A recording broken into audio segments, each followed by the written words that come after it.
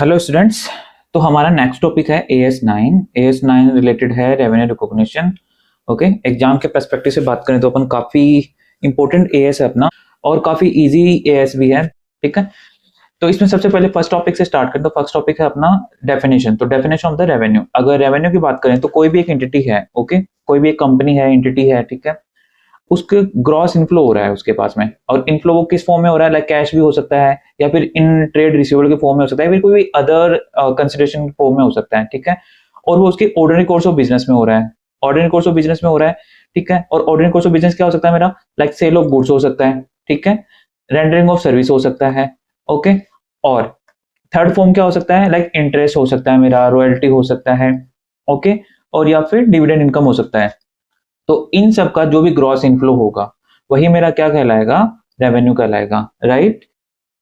इसको अगर अपने एग्जांपल के थ्रू देखें तो एग्जांपल के थ्रू में अगर फर्स्ट एग्जांपल है, ST limited is a real estate developer and builder, it is into the business of buying and selling of properties. Okay, in 2021 ST limited purchase unit of land of rupees 150 crore, is sold off that land after few months at a price of rupees 240 CR। ठीक है, तो इस case में क्या होगा, ST limited क्या है, एक रियल एस्टेट डेवलपर है। ओके, रियल एस्टेट डेवलपर है तो उसके लिए जो भी उसने लैंड खरीदी है वो उसके लिए क्या होगा, इन्वेंट्री होगा। तो यहाँ पे जितने भी 240 CR में इसने ये खरीदा है तो ये इसके लिए क्या हो जाएगा, रेवेन्यू हो जाएगा। ओके, तो अगर अपने क्वेश्चन में पढ़े तो in above case the sale of the land in the transaction that happen in the ordinary course of the business. Okay, क्योंकि यहाँ पे क्या है, ST limited real estate developer है, राइट, और properties will be in the inventory हो गया इसके लिए। ठीक है, तो hence it should be recognized as revenue of rupees 240 CR in when it sell the land.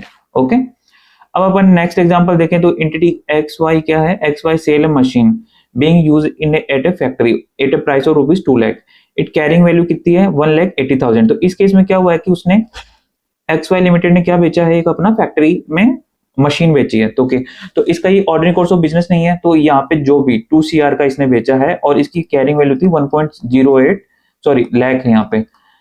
Okay, तो और इसकी कॉस्ट ये थी। ठीक है, तो यहाँ पे जो भी 20K का अपन को बेनिफिट हुआ है वो किस में जाएगा, profit and loss, profit on sale of disposal of the assets में, राइट। तो ये अपना ऑर्डिनरी कोर्स ऑफ बिजनेस नहीं है इस वाले केस में।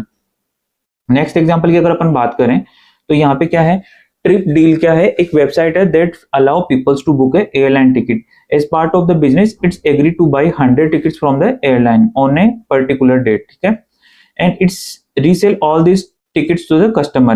However, the trip deal bear the losses of any unsold tickets. ठीक है, तो इस वाले केस में क्या हो गया कि जितने भी सारे का सारा क्या हो गया, मतलब अगर कुछ भी अगर वो ट्रिप डील, अगर सारे रिस्क एंड रिवार्ड इसके पास में आ गए हैं, ट्रिप डील के पास में आ गए हैं, तो अगर वो 100 टिकट बेच देती है तो भी उसको रेवेन्यू रिकॉग्नाइज करना पड़ेगा, अगर वो नहीं बेच पाती है तब उसके लिए लॉस हो जाएगा। तो इस वाले केस में क्या होगा, जितने भी वो टिकट्स बेचेगा वो उसके लिए क्या हो जाएगा, रेवेन्यू हो जाएगा इस वाले केस में। तो सेम ऐसे ही है फोर्थ एग्जांपल अपना। तो फोर्थ एग्जांपल क्या है, DL लिमिटेड एक फार्मा कंपनी है, has conducted research on the new medicine for last 2 years to increase the immunity level of the people consuming it without any side effect. During the current year it decide to sell the outcome of research undertaken so far to the another competitor. तो इस वाले case में क्या होगा कि GH limited अपना जो भी उसने रिसर्च किया है एक नए इम्यूनिटी सिस्टम बनाने के लिए, जो भी वो मेडिसिन बना रही थी उस पे, तो इसको जो भी बेचेगा तो इसका ऑर्डिनरी कोर्स ऑफ बिजनेस नहीं है, तो जो भी इससे मेरे को पैसे मिले हैं 50 CR के, ये इसके लिए क्या होगा, ये इसके लिए अदर इनकम में पार्क होगा। ठीक है, अब इसमें नोट देख लेते हैं। अगर अपन स्कोपिंग की बात करें तो ओके, तो स्कोपिंग की बात करें तो AS9 किस किस के एप्लीकेबल नहीं होता है, AS9 एप्लीकेबल नहीं होता है कंस्ट्रक्शन कॉन्ट्रैक्ट पे। अगर मेरा कोई लीज वाला एग्रीमेंट है तो उस पे भी एप्लीकेबल नहीं होता है। ओके, और इसके अलावा अगर मेरा कोई भी गवर्नमेंट ग्रांट से रिलेटेड अगर कोई भी रेवेन्यू मेरे को मिल रही है तो उसके ऊपर भी AS12 एप्लीकेबल नहीं होगा। और कोई भी इंश्योरेंस कॉन्ट्रैक्ट इंडेस 11 तो इसके ऊपर भी क्या नहीं होगा, AS9 एप्लीकेबल नहीं होगा। इसके अलावा काफी सारे ऐसी चीजें हैं उन पे भी AS9 एप्लीकेबल नहीं होता, लाइक सेल ऑफ PP हो गया, मेरा सेल ऑफ इन्वेस्टमेंट हो गया, सेल ऑफ इंटेंजिबल एसेट्स हो गया, रिवैल्यूएशन अगर मैंने किसी का किया है, कोई भी नॉन करंट एसेट्स है या फिर करंट एसेट का किया है, तो इसके ऊपर मेरा AS9 एप्लीकेबल नहीं होगा, राइट। अब अपन नेक्स्ट टॉपिक की बात करें कि अगर मैंने गुड्स बेच रहे हैं अपन, तो उसके ऊपर रेवेन्यू को रिकॉग्निशन कैसे करते हैं। ओके, तो अगर अपन देखें तो इसके लिए अपन को अगर सेल ऑफ गुड्स से रेवेन्यू को रिकॉग्निशन करने के लिए अपन को ये 4 कंडीशन का फुलफिल होना काफी इंपॉर्टेंट है। तो ये 4 कंडीशन कौन कौन सी हैं कि मेरा गुड्स ट्रांसफर होना चाहिए। फर्स्ट कंडीशन क्या है कि गुड्स ट्रांसफर होना चाहिए। सेकंड कंडीशन क्या है, मेरा रिस्क एंड जो भी मेरे रिस्क एंड रिवार्ड्स हैं वो भी मैंने ट्रांसफर कर दी हूँ। ओके, थर्ड क्या है कि मेरे को जो भी मेरा इन्वेंट्री पे कंट्रोल था, सिग्निफिकेंट कंट्रोल था इन्वेंट्री के ऊपर, जो भी मेरा इफेक्टिव कंट्रोल था वो मैंने सारा का सारा ट्रांसफर कर दिया है, राइट। और लास्ट कंडीशन क्या है कि मेरे पास में कोई भी अनसर्टेनिटी नहीं है कलेक्शन से रिगार्डिंग, कि मेरे को लास्ट में जब भी मैं अपना सब कुछ ट्रांसफर कर दूंगा तो मेरे पास में कलेक्शन आ जाएगा, राइट। तो इन ये सब जब भी कंडीशन फुलफिल होती हैं तो तभी अपन को सेल ऑफ गुड्स के केस में अपन को रेवेन्यू रिकॉग्नाइज करते हैं, राइट। अब इसको अगर एग्जांपल के थ्रू समझना चाहें तो एग्जांपल के थ्रू अगर देखें तो यहाँ पे क्या है, AB sells goods to the CD on 1st March 2021. CD is having significant cash flow issues since last few months. However, it is trying to raise funding through the bank loan to be able to run its operation in future. Okay, on 5th May, यहाँ पे क्या था, 1st मार्च को बेचा था। अपन कहाँ का analysis कर रहे हैं, 31st मार्च का अपन देख रहे हैं, ठीक है। और इस केस में ये क्या बोल रहा है कि 1st मई को, okay, CD Limited able to seek the funding and it is expected to be able to pay the goods in the future. तो अब क्या करेंगे कि जब अपन ने सेल किया था, सेल करते टाइम पे अपन को क्या लग रहा था कि AB जो भी CD लिमिटेड है इसके पास में फंडिंग का इश्यू है, तो इस वाले केस में अपन 1st मार्च को रेवेन्यू का रिकॉग्निशन नहीं करेंगे। ओके, अपन रेवेन्यू को रिकॉग्निशन कब करेंगे, अपन करेंगे 1st मई को। और 31st मार्च को अपन क्या बोलेंगे, 31st मार्च को जब अपन बुक्स क्लोज करेंगे तो अपन बोलेंगे goods with the third party. Okay, तो जो अपन ने CD लिमिटेड को जो भी गुड्स दिया है उसको अपन बुक्स में क्या करेंगे, goods with the third party show कर देंगे। तो अगर अपन एक आंसर भी देखें इसका तो क्या है, इन above case AB should not recognize any revenue on the 1st March and that the uncertainty of the recovery of the clearance, ठीक है। Hence, the revenue can be recognized by the AB on the 5th May. Okay, the inventory is transferred to CD Limited until date is required to be shown as the on inventory या फिर inventory lying with the third party, right? अब next example पे आते हैं। Next example क्या है, AB Limited sold goods to the CD Limited on 1st January of ₹2 lakh. After the sale was made, CD is having significant cash flow issues. तो इस वाले case में क्या था, जब अपन ने 1st जनवरी को अपन ने गुड्स बेचा था 2 लाख का, बेचते टाइम अपन को अनसर्टेनिटी नहीं थी कि मेरे पास में कलेक्शन नहीं आएगा, पर बाद में अपन को लगा कि CD लिमिटेड के पास में कैश फ्लो का काफी इश्यू है और वो अपन को पे नहीं कर पाएगा।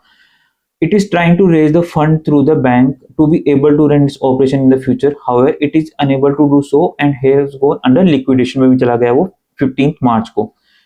तो इस वाले केस में क्या करेंगे अपन, 1st जनवरी को अपन पूरी की पूरी रेवेन्यू रिकॉग्नाइज कर लेंगे। ओके, इसमें अपन क्या बोलेंगे, AB limited account DR2 revenue या फिर, ठीक है, अकाउंटिंग एंट्री की बात करें तो। और जब अपन को सब्सिक्वेंटली ऐसे लगेगा तो इसको अपन क्या कर देंगे, बैड डेट्स मान लेंगे पूरा। तो फिर अपन क्या कर लेंगे, सॉरी, फर्स्ट एंट्री अपनी क्या होगी, CD limited account DR2 revenue account, और नेक्स्ट एंट्री क्या होगी, bad debts account DR2 CD limited, right. ये यहाँ पे हो गया। अब यहाँ पे कुछ एक नोट्स हैं। अगर नोट की बात करें तो goods transfer to the buyer can be as follows. अगर ओके, तो गुड्स किन फॉर्म में ट्रांसफर हो सकता है, अगर मैंने ओनरशिप ट्रांसफर कर दी है तो लाइक मैंने ओनरशिप दे दी है कि लाइक सपोज मेरे पास में एक लैपटॉप है, मैं लैपटॉप का बेचने का काम करता हूँ और जैसे उस कस्टमर ने पेमेंट किया, मैंने उसको ओनरशिप ट्रांसफर कर दी, उसके नाम पे बिल काट दिया। तो इस वाले केस में क्या होगा, मैंने गुड्स ट्रांसफर कर दिया, ओनरशिप दे दी है, तो मैं अपना क्या कर लूंगा, यहाँ पे गुड्स ट्रांसफर हो गया है तो मैं अपनी रेवेन्यू रिकॉग्नाइज कर लूंगा। ओके, नेक्स्ट क्या हो गया, delivering of the goods to the customer along with the risk and rewards. Okay, तो नेक्स्ट क्या है, जैसे सपोज अपने पास में अमेजन के थ्रू कोई भी डिलीवरी आती है, तो जैसे अमेजन वालों ने अपन को डिलीवरी कर दी है तो अब उन्होंने क्या कर दिया, सारे के सारे रिस्क एंड रिवार्ड ट्रांसफर अपन को कर दिए, तो वो क्या कर लेंगे, रेवेन्यू का रिकॉग्निशन कर लेंगे, राइट। थर्ड क्या है, अगर कस्टमर मेरे को रिक्वेस्ट करे, लाइक सपोज बहुत बार क्या होता है कि कस्टमर ऐसे बोलता है कि मेरे पास में वेयर हाउस में स्पेस का इशू है, उसके पास में जगह नहीं है सामान को रखने के लिए, गुड्स को रखने के लिए, तो इस वाले केस में क्या होता है, वो अपन को बोलता है कि हाँ मैं अपना ये गुड्स परचेज कर लिया, पर अभी मैं इसको नहीं लेना चाहता, मैं इसको बाद में पिक कर लूंगा। तो इस वाले केस में क्या होगा, अगर अपन ने उसको रिस्क एंड सारे रिवार्ड ट्रांसफर कर दिए हैं, तो इसको भी अपन क्या मानेंगे, गुड्स ट्रांसफर मानेंगे।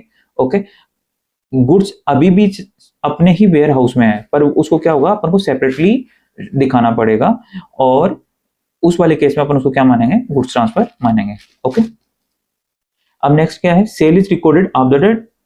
ओके, तो यहाँ पे क्या बोला है कि अगर क्या कोई भी ट्रेड डिस्काउंट या वॉल्यूम डिस्काउंट है, तो उसको अपन को क्या करना पड़ेगा, सेल में से रिड्यूस करना पड़ेगा। पर अगर कोई कैश डिस्काउंट है, तो कैश डिस्काउंट को अपन सेल में से डिडक्ट करके नहीं दिखाते हैं, इसको अपन सेपरेटली दिखाते हैं एज ए एक्सपेंस।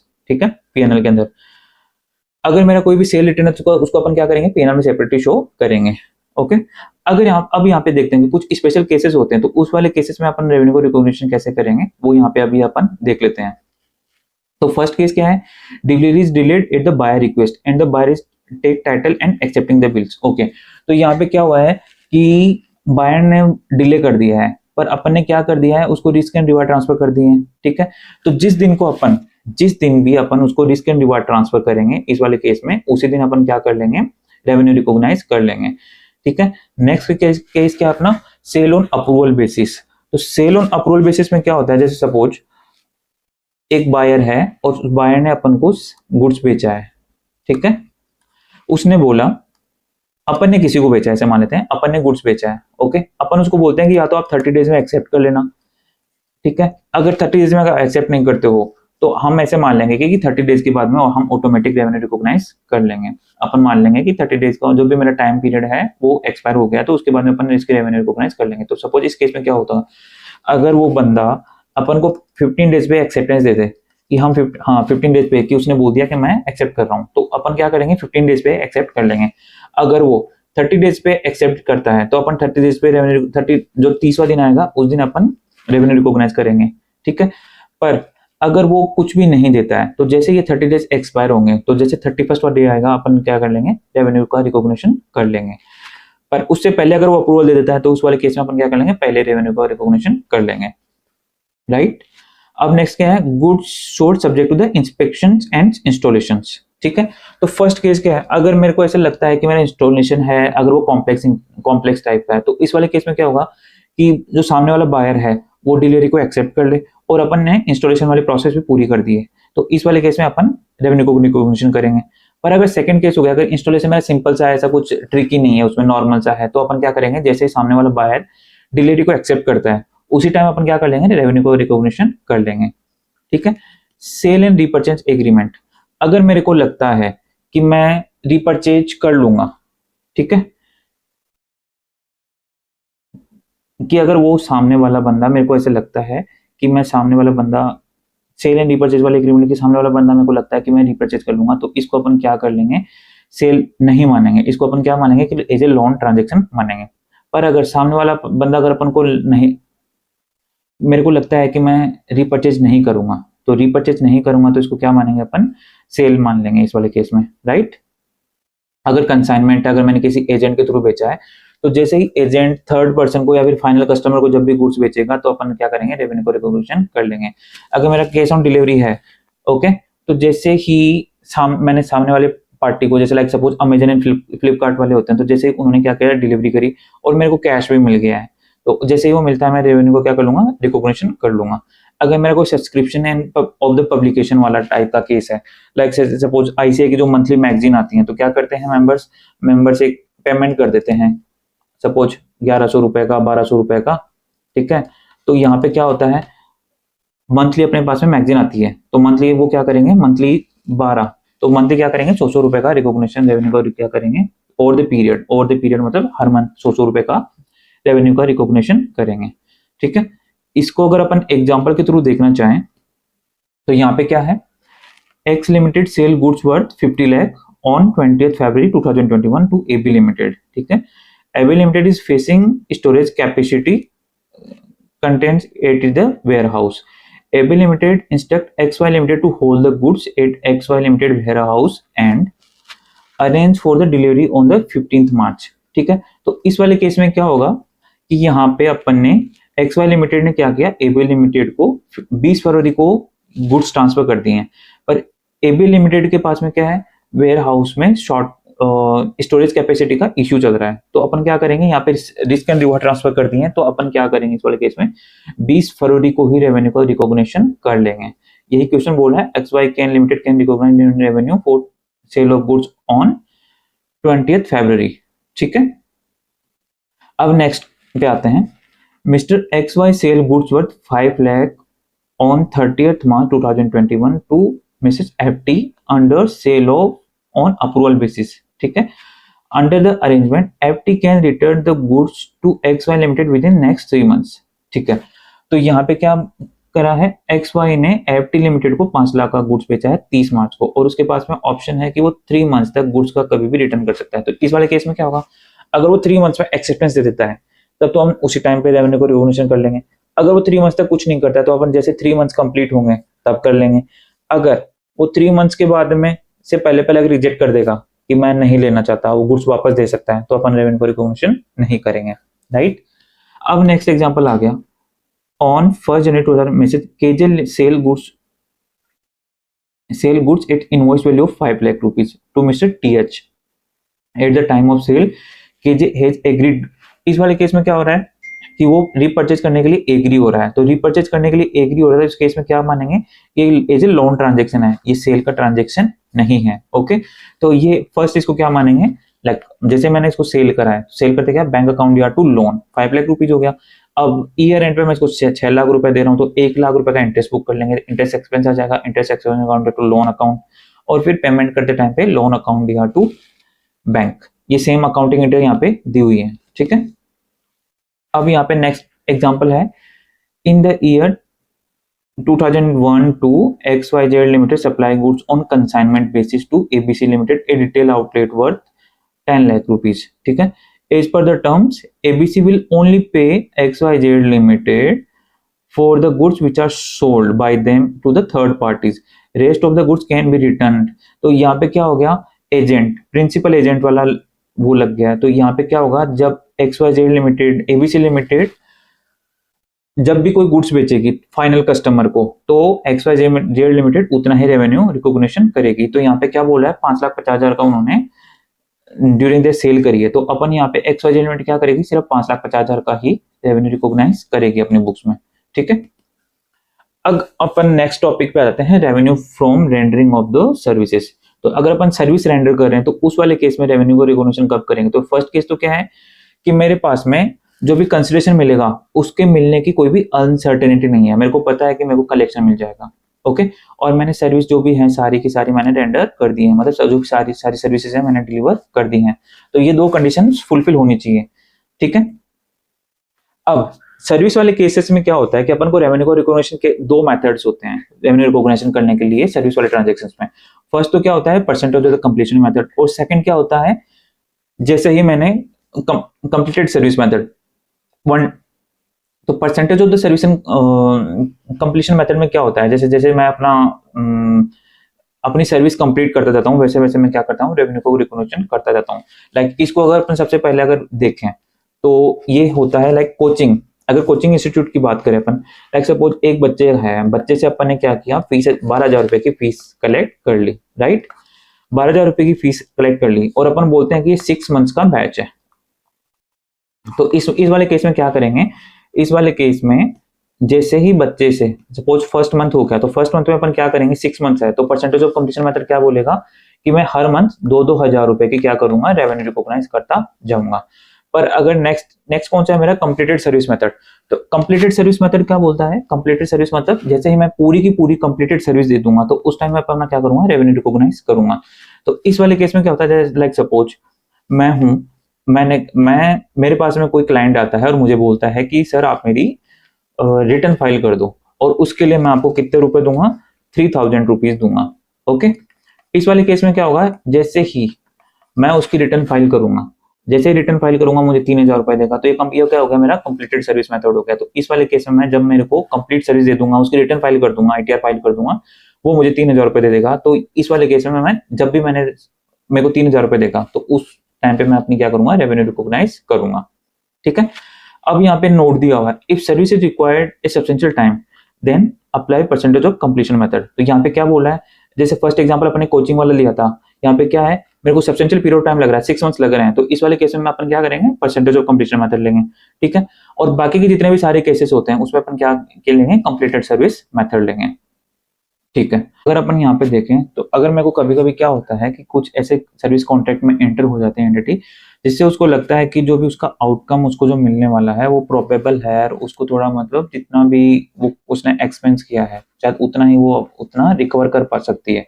तो इस वाले केस में अपन क्या करते हैं कि जितना उसने कॉस्ट इनकर करी है, लाइक सपोज एक एग्जांपल देंगे, अगर कोई एंटिटी है उसने 3 लाख रुपीज का क्या कर दिया, कॉस्ट इनकर कर दी है, पर उसको लग रहा है कि वो सिर्फ इससे 3 लाख रुपीज ही कमा सकती है, इससे ज्यादा नहीं कमाएगी, तो वो क्या करेगी, सिर्फ 3 लाख रुपीज तक ही रेवेन्यू रिकॉग्नाइज करेगी, इससे ज्यादा नहीं करेगी।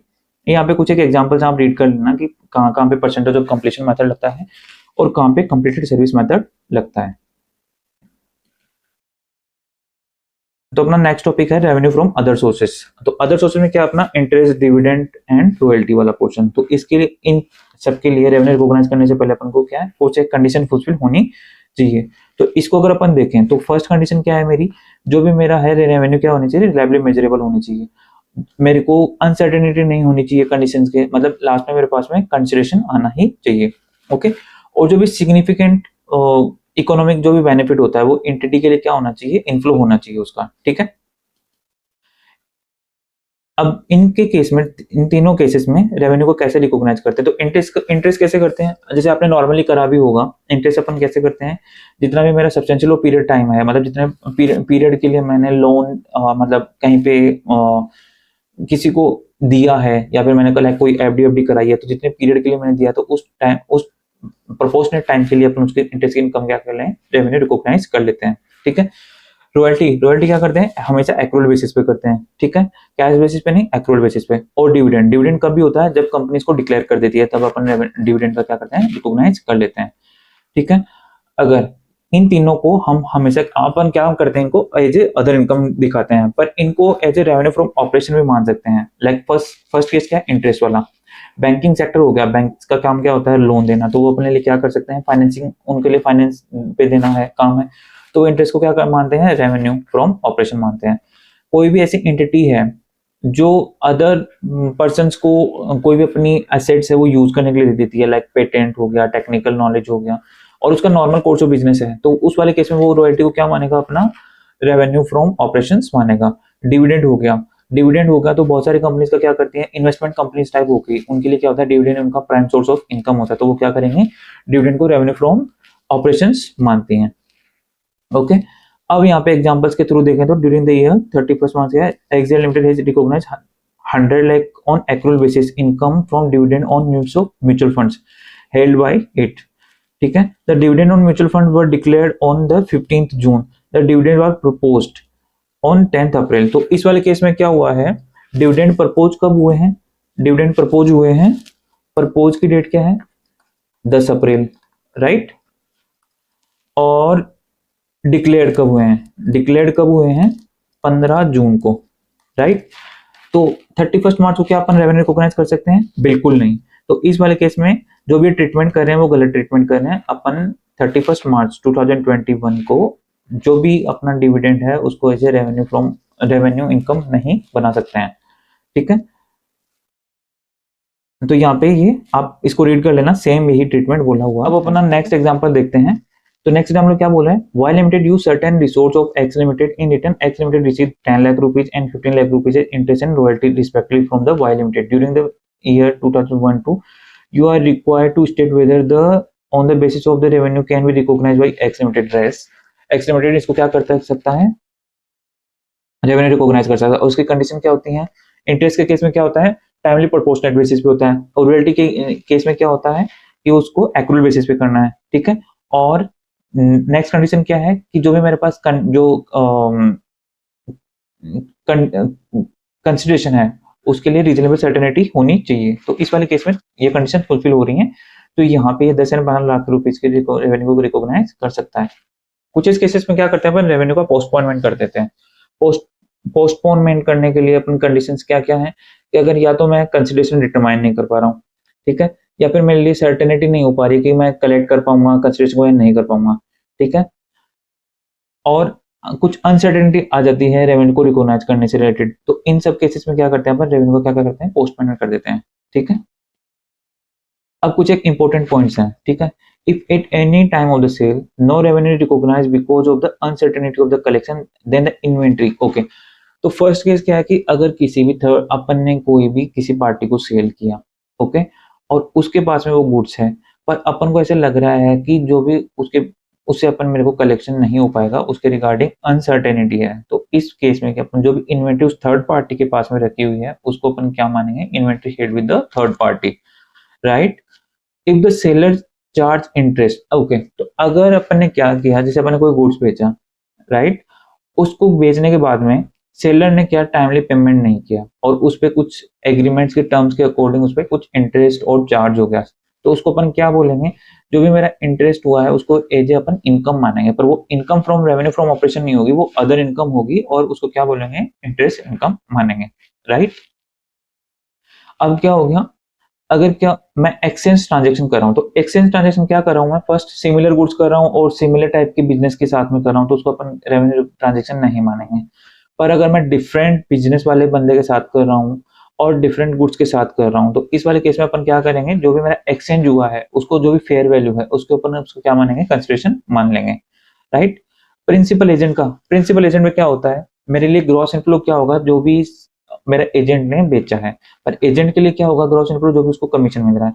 प्रिंसिपल टू प्रिंसिपल वाला केस है, तो इसमें क्या होगा, अगर मैंने सपोज मैं हूं, मैंने एक मैन्युफैक्चरर हूं मैं लैपटॉप्स का, और उसी को मैं आगे बेचता हूं अपने ट्रेडर्स को, तो इस वाले केस में क्या करूंगा, मेरे लिए जो भी ग्रॉस इनफ्लो क्या होगा, जो भी मैंने ट्रेडर को बेचा है, ठीक है, ट्रेडर क्या होगा कि वो जो भी कस्टमर्स को बेचेगा, ओके, ये प्रिंसिपल टू प्रिंसिपल वाले में हो गया। डिस्क्लोजर क्या होता है, डिस्क्लोजर में अपन क्या करते हैं, जो भी मेरी रेवेन्यू रिकॉग्निशन से रिलेटेड अकाउंटिंग पॉलिसी जो भी है मेरी, उसको अपन क्या करते हैं, डिस्क्लोज करते हैं। इसके अलावा जो भी मेरे डिफरेंट डिफरेंट कंपोनेंट्स होते हैं उसको भी अपन फाइनेंशियल स्टेटमेंट में क्या करते हैं, डिस्क्लोज करते हैं रेवेन्यू से रिगार्डिंग।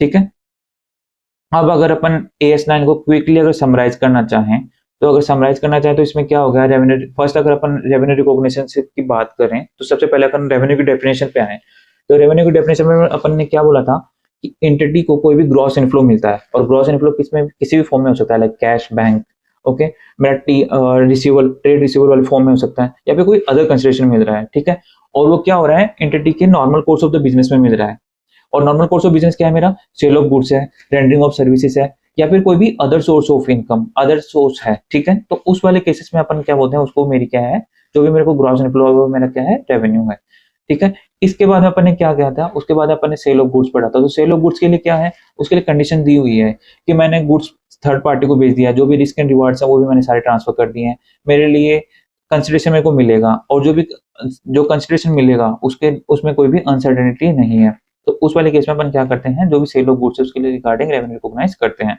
सेकंड केस मेरा क्या था, rendering of services, rendering of service में क्या था कि मैंने सर्विस को रेंडर कर दिया है, फर्स्ट कंडीशन तो ये थी, और दूसरा क्या था कि जो मेरे को कलेक्शन मिलेगा उसमें अनसर्टेनिटी नहीं है, वो मेरे को मिल जाएगा, ओके। तो इसमें अपन क्या करते थे कि इसमें दो मेथड थे, दो मेथड, फर्स्ट मेथड क्या था, percentage of the completion method. Percentage of completion method कहाँ पे लगता है, जहाँ पे मेरे को लगता है कि मैं जो भी मैं सर्विस दे रहा हूँ वो एक लंबे पीरियड के लिए दे रहा हूँ, ठीक है।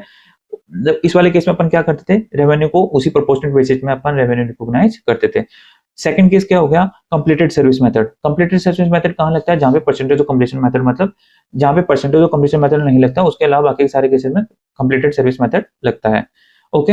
इस वाले केस में इसमें क्या होता है, लाइक अपन जब भी मैं सर्विस के रेंडर करूंगा तो उस वहीं पे उसी टाइम पे एक रेवेन्यू को रिकॉग्नाइज कर लूंगा, ठीक है। पर अगर एग्जांपल की बात करूं तो लाइक कोचिंग वाला बिजनेस हो गया, कोचिंग इंस्टीट्यूट वाला बिजनेस हो गया, तो उस वाले केस में क्या अपन क्या करेंगे, परसेंटेज ऑफ कंप्लीशन मेथड लगाएंगे। इसके अलावा अगर कोई बाकी का, लाइक मैं सपोज किसी कोई सीए है और वो सीए रिटर्न फाइलिंग की सर्विस दे रहा है, ITR भरने की सर्विस दे रहा है, तो उस वाले क्या केस में क्या करेगा, कंप्लीटेड सर्विस मेथड लगाएगा, राइट। थर्ड केस का अपन क्या आता है, इंटरेस्ट। इंटरेस्ट के रेवेन्यू को कैसे होती है, टाइमली बेसिस पे होती है, जब भी टाइम बेसिस पे जितने भी पीरियड के लिए अपन ने कोई FD करवाई है तो उस पर जितना भी इंटरेस्ट बनेगा उस टाइम पीरियड में क्या होगा। रॉयल्टी हमेशा क्या होगा, जो भी एग्रीमेंट में बेसिस पे जो भी है, और मेरा एक्रूअल बेसिस पे हो जाएगा। डिविडेंड कब होगा, जब डिविडेंड मेरा डिक्लेयर हो चुका है, उस वाले केसेस में अपन क्या करेंगे, डिविडेंड के ऊपर रेवेन्यू रिकॉग्नाइज करेंगे। पर इन सभी में क्या होना चाहिए, जो भी मेरा कंसिडरेशन है उस कंसिडरेशन को अनसर्टेनिटी नहीं होनी चाहिए, वो मेरे को कंसिडरेशन मिलना चाहिए। इसी के साथ अपना AS9 का रिवीजन कंप्लीट होता है, ठीक है। और ये सारे के सारे नोट्स आपको मेरे टेलीग्राम चैनल पे मिल जाएंगे, और टेलीग्राम चैनल का लिंक मैंने डिस्क्रिप्शन में दे रखा है, ठीक है।